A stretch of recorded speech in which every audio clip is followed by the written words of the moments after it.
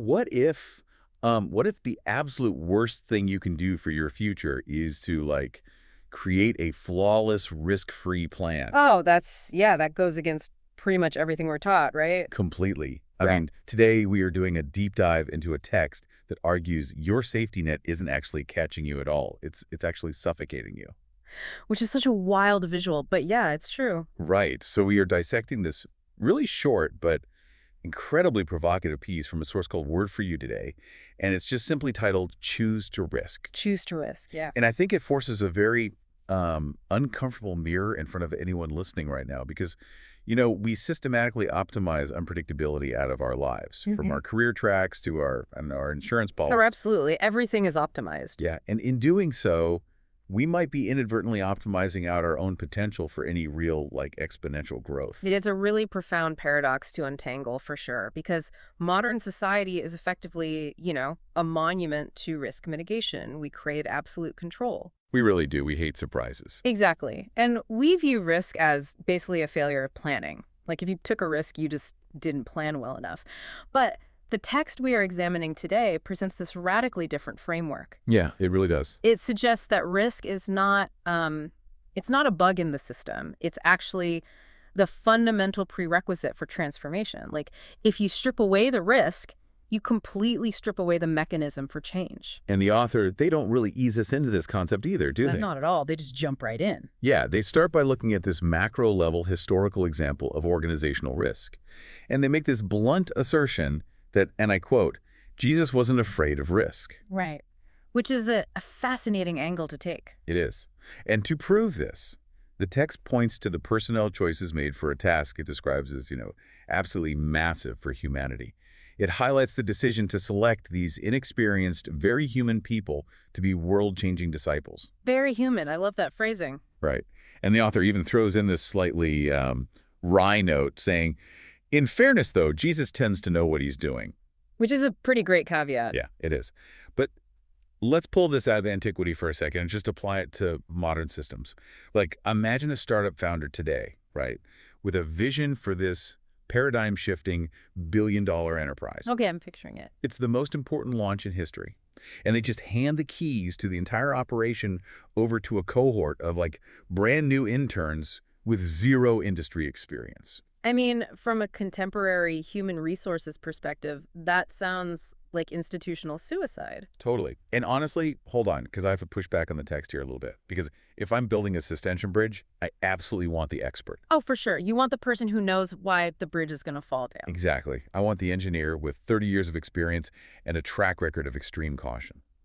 So is this source genuinely suggesting that blind ignorance is somehow superior to seasoned competence? Or is there a nuance to the type of task we are talking about? That is the pivotal distinction right there.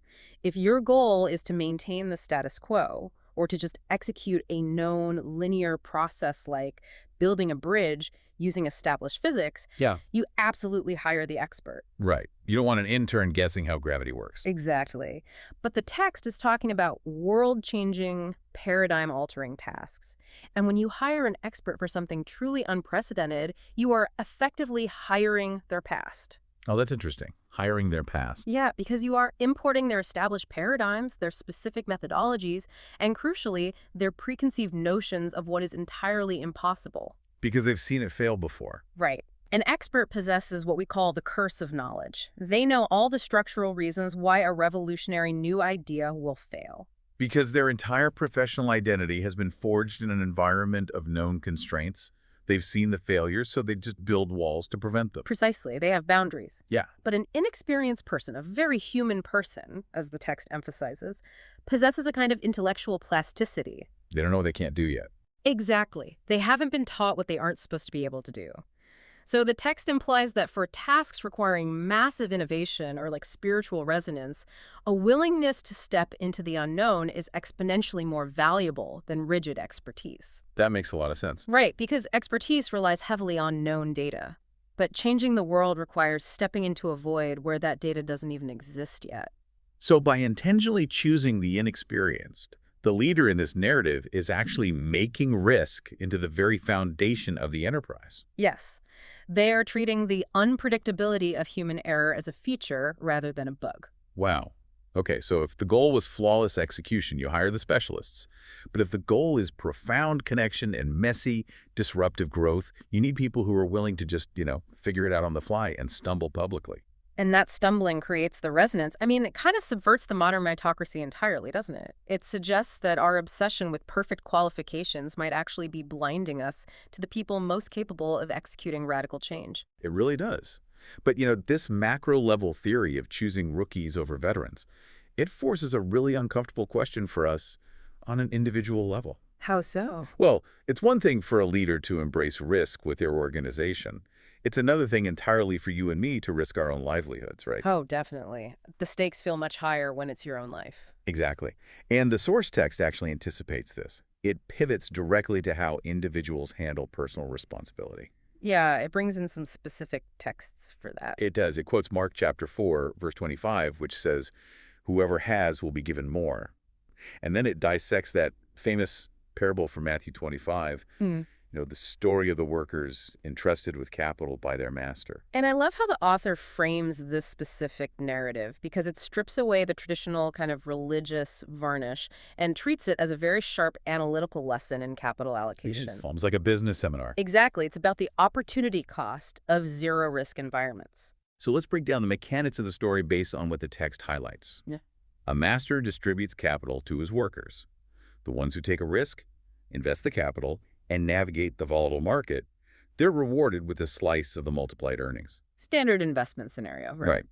But there is one worker who takes his allocation and just buries it safely in the ground. And when the master returns, this worker receives zero reward. Which is pretty harsh. Culturally, I think we usually read this as a moral judgment on laziness, like we just assume the guy didn't want to work. But our source text explicitly points out something entirely different. What does it focus on? It states the worker chose to leave it in the ground because he was, quote, too afraid to step out and take a risk. Ah, okay. That changes the entire psychological profile of the worker then. It's a critique of fear-driven paralysis, not a critique of a poor work ethic. Exactly. He wasn't lazy, he was terrified. Right. He didn't bury the capital to steal it, or because he didn't care. He buried it because he was terrified of losing his baseline. He couldn't psychologically tolerate the downside of the risk. Yes, the downside was just too scary. And this ties directly into the concept of loss aversion in behavioral economics. A loss aversion. That's the idea that the psychological pain of losing something is significantly more intense than the pleasure of gaining that exact same thing, right? That's exactly the mechanism at play. Human brains are largely hardwired for, like, a Pleistocene environment. Right, the caveman days. Yeah, where a risk didn't mean losing a percentage on your stock portfolio, it meant getting eaten by a predator. A much more final downside. Right. And we apply that exact same primal survival dread to launching a new project or speaking up in a relationship or changing careers. We literally feel like we're going to die if we fail. Exactly. The worker in the parable succumbed to loss aversion. He chose the illusion of absolute safety over the potential for growth. Which raises the question for me of what the ground represents in the context of the listener's life today. Yeah. Because burying something in the dirt feels like a very deliberate act of preservation. The ground is the ultimate symbol of false security. I mean, think about the physical properties of burying an object. Okay, it's dark, it's hidden. Right. When you bury a resource, it doesn't interact with the world at all. It is insulated from market fluctuations, from weather, from other people. It's completely sealed off. It is preserved, yes, but its potential is completely and utterly neutralized. The worker chose sterile preservation over messy multiplication. A hole in the ground is a known quantity, whereas the open market is unpredictable. Sterile preservation. Ah. Wow. That is a brilliant way to capture it. And we do this relentlessly, don't we? Oh, all the time. We bury our ideas, our creative impulses, our desires for a pivot in our lives. We just bury them in the heavily compacted dirt of our comfort zones. Yeah, because it's safe there. It is. And what's fascinating is how our source text anticipates the modern ways we try to mask this fear. Oh, right. The part about reading and studying. Yeah, the author notes that we can speak to as many people, read as many inspirational quotes online, and attend as many Bible studies as possible, but there comes a time to make a decision to step out. Because we have become incredibly adept at substituting consumption for creation. Yes. Oh my gosh. Gathering information feels remarkably similar to taking action. from a neurological standpoint. It really does trick the brain. I do this all the time. I will convince myself I'm not burying my talent. I'll say, I'm not hiding. I'm just reading 400 academic articles about optimal soil composition before I plant the seed. Right, you're doing your research. I'm researching. I'm preparing. But it's an insidious form of inaction. Reading an inspirational quote about taking risks, it triggers a small hit of dopamine in your brain. So you feel like you did something. Exactly. It makes you feel emotionally aligned with the concept of bravery without requiring a single ounce of actual vulnerability. You get the biochemical reward of risk-taking while remaining perfectly safe on your couch. That is so true and so frustrating. The text is drawing a hard line here, arguing that internal emotional alignment is entirely meaningless without external execution. Yeah, the master in the parable didn't ask the worker if he harbored, like, positive growth-oriented thoughts about the money while it was rotting in the dirt. No, he judged the lack of action. Exactly. So if we inherently know that hoarding our potential in a zero-risk environment is detrimental, why do we keep reaching for the shovel instead of the investment? Well, the text argues it's because we are constantly waiting for the perfect time. Ah, yes, the perfect time. And to hammer this home, the text pulls a quote from Ecclesiastes chapter 11. If you wait for perfect conditions, you'll never get anything done. Which is just painfully accurate. The myth of perfect conditions is the ultimate intellectually bulletproof rationalization for the fearful worker. It sounds so responsible to say you are waiting for the right moment. It really does. It sounds wise. It does. But, it reminds me of the biological mechanism behind muscle hypertrophy. Oh, like lifting weights. Yeah. If you want to grow physically stronger, you cannot do it in a state of perfect padded safety. You have to lift a weight that is heavy enough to cause actual micro tears in your muscle fibers. You literally have to damage the muscle. You have to incur physical damage and stress. Your body then repairs those tiny tears, making the muscle slightly larger and more resilient. Yeah. But if you wait for a day when lifting the weight won't cause any strain, or if you refuse to engage with anything that might cause those micro tears, You're not going to grow. right, your muscles won't just stay the same, they will actively atrophy. Total pain-free safety is the literal recipe for biological decay. That is a highly illuminating parallel because it requires abandoning the demand for an impact-free existence. Yes, exactly. And the text introduces a concept it calls a God opportunity, and it defines it in a very specific operational way. It validates that our everyday lives, paying the bills, doing the laundry, the routine maintenance of existence, that all has purpose. We have to do those things. Right. But it contrasts that baseline maintenance with stepping out and investing time, energy, or money into something we can't have complete control over. That lack of control is the defining metric. Exactly. I struggled with that term initially, to be honest. A God opportunity. It sounds like it requires some massive divine parting of the clouds or a booming voice from the sky. Yeah. Like, how is the listener supposed to identify that on a random Tuesday morning? Well, by looking for the exact variables they cannot dictate. Oh, interesting. Yeah. If you have complete airtight control over the outcome of an endeavor, it is not a risk. And according to this source, it is not a God opportunity. It is simply a task on a checklist. So the demand for perfect conditions is ultimately a demand for omniscience. That's exactly it. When we say we are waiting for the right time, what we are really saying is, I will only act when I have magically guaranteed the outcome in advance. We want to see the future before we commit our capital. We do. And Ecclesiastes warns that this demand for certainty leads to total systemic paralysis. Because the economy will always have headwinds, the timing will always conflict with something else, and the potential for failure will always exist. Always. And the text forces a real mirror moment here with a rhetorical question. It asks, would we rather serve a God of comfortable non-action or one of risk who gets results? And that is a heavy question, because it forces the listener to confront the underlying functional theology of their daily habits. Right. Completely independent of whatever their formal religious affiliations might be. Exactly. You might claim to value innovation, progress, and bold action. But if your daily micro-decisions are entirely dictated by maintaining your comfort level and avoiding anything you cannot perfectly manage, Their functional reality is different. yes, the force you actually serve and answer to is comfortable non-action. Wow. We worship at the altar of the predictable algorithm. We do. And the text suggests this is wholly incompatible with any force that, as it says, gets results. Results, by their very definition, require a disruption of the current equilibrium. You can't achieve a new result by doing the exact same safe thing. You cannot. You can't get an exponential result by performing a heavily insulated action. Okay, so we've broken down the theory here. Yeah. We understand the historical precedent of utilizing the plasticity of the inexperienced. Right. We see the psychological trap of loss aversion in the parable of the buried talent.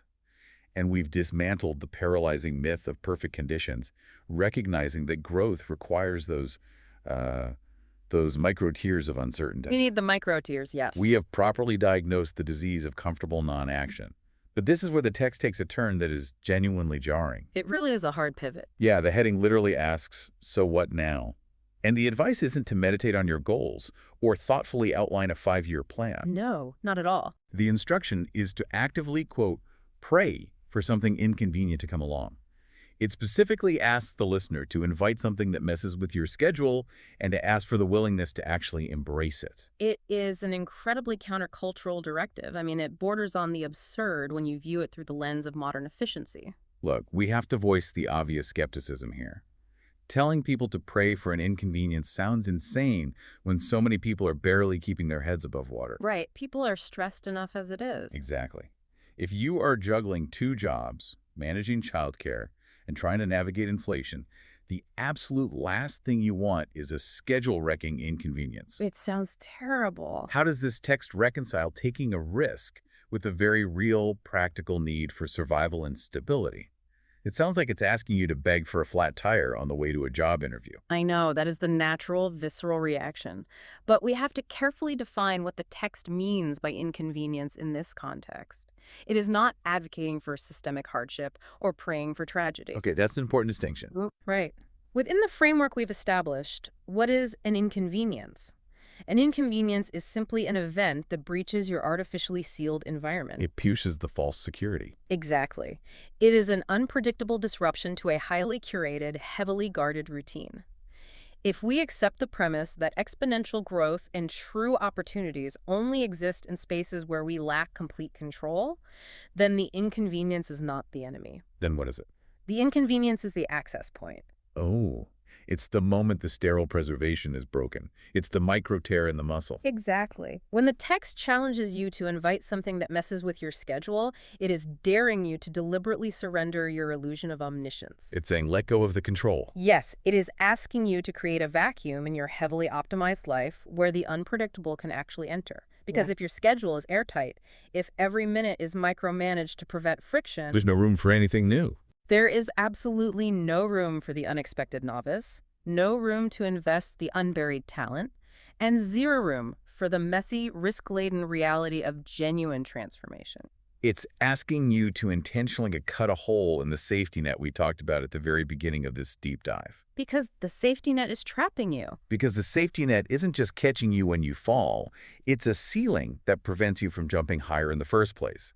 This completely reframes our entire relationship with interruptions. It has to, because we spend billions of dollars on apps, services, and technologies explicitly designed to eliminate friction and inconvenience from our days. Oh, constantly. We want our food delivered instantly to avoid the risk of traffic. Right. And we use algorithms to curate our media so we never encounter a challenging opinion. We are actively building our own sterile ground to bury ourselves in. Which brings us to the ultimate takeaway for you, listening right now. We've spent this time discussing the theory of actively inviting a schedule-wrecking inconvenience to find these hidden zones of growth. Which is a lot to process. It is. But let's apply this directly to the reality you are stepping back into once this audio stops playing. What if you don't even need to actively invite an inconvenience?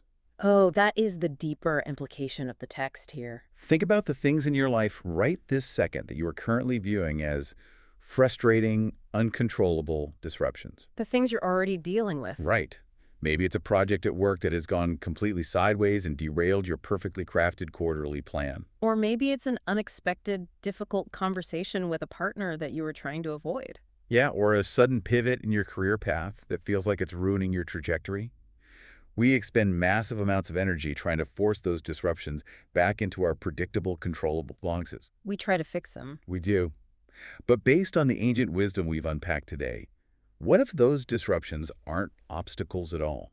What if they are the exact, specific risks you are meant to be taking, already disguised as inconveniences, just waiting for you to stop fighting for control and finally let the micro tears do their work.